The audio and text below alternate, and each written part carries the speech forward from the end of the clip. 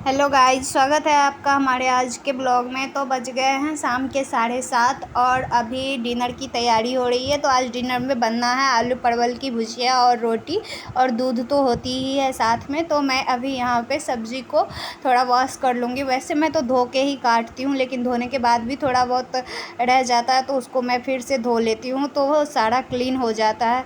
और जो भी मैंने सब्ज़ी को काटा था तो जो भी उसका छिलका वगैरह बचा है तो मैं वो सारे क्या करूँगी, तो गाय को सारे दे दूँगी। तो मवेशी रहने का यही फ़ायदा होता है कि जो भी छिलके बच जाते हैं तो वो सारे गाय खा लेते हैं। विनायक मुझे परेशान कर रहा है तो मैं उसको बड़ी बाबू सबके पास दे आऊँगी। खेलना है ना दीदी के पास, बाबू को खेलना है ना।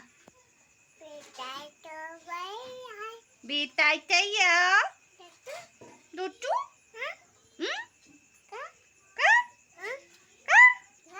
चलो दीदी के पास चलो। देखो लाइट नहीं है, ये हाँ?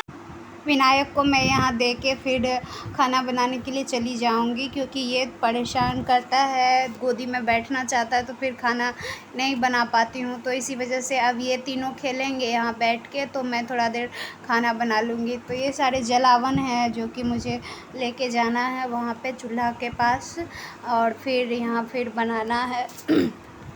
वैसे तो गैस पे सुविधा होती है खाना बनाने में, लेकिन खाना में जो स्वाद होता है ना तो वो बहुत ही अच्छा आता है चूल्हा पे बनाने के बाद। और आप लोग भी ट्राई कर सकते हो चूल्हा पे बना के खाना, वो गैस के अपेक्षा अधिक स्वादिष्ट होती है।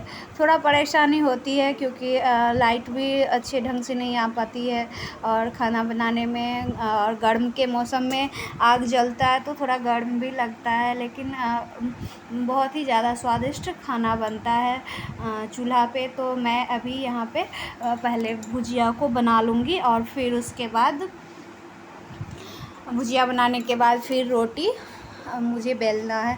तो रोटी तो वो साइड में जो वो रखा है मिट्टी का ही है बर्तन, उसमें रोटी बनाती हूँ। यहाँ पे तो चूल्हा पे तावा वगैरह यूज नहीं होता है, मिट्टी का ही बर्तन में बनाया जाता है। तो मैंने पहले चूल्हा को जलाया था, लेकिन वो फिर से ना बुझ गया, तो मैं फिर से इस पर थोड़ा मिट्टी का तेल डाल के उसको फिर से जलाऊँगी। तो फिर फाइनली ये जल गया है, और अब मैं इस पे खाना बनाऊंगी। बहुत ज़्यादा मुश्किल तो होता है, उसमें भी ख़ास करके रात में तो कुछ ज़्यादा ही परेशानी हो जाती है, क्योंकि गांव में तो अक्सर लाइट भी नहीं रहती है, और फिर लाइट जब चली जाती है तो बहुत ही धीमी आंच रहती है। अभी भी जो है सो एक इमरजेंसी लाइट थी, तो उससे मैं यहाँ खाना बना रही हूँ, तो थोड़ी प्रॉब्लम फेस करना पड़ जाता है। और फिर कीड़ा मकोड़ा का भी ये रहता है, तो बहुत ही संभल के खाना बनाना पड़ता है। शहर में तो बस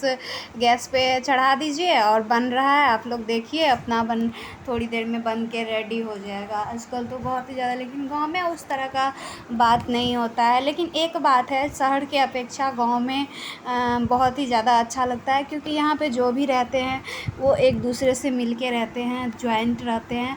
और शहर में होता क्या है कि इसका परिवार अलग, उसका परिवार अलग, तो थोड़ा ये हो जाता है। तो गांव में बड़ा फैमिली रहता है, लेकिन बहुत ही अच्छा लगता है, खाना बनाने में भी मज़ा आता है, और फिर सभी रहते हैं और पास में ही सभी बैठ के खा भी लेते हैं, तो बहुत ही अच्छा लगता है ये सारे चीज़ जो होती है। तो वैसे देखा जाए तो शहर में अब सुविधाएं तो बहुत है, लेकिन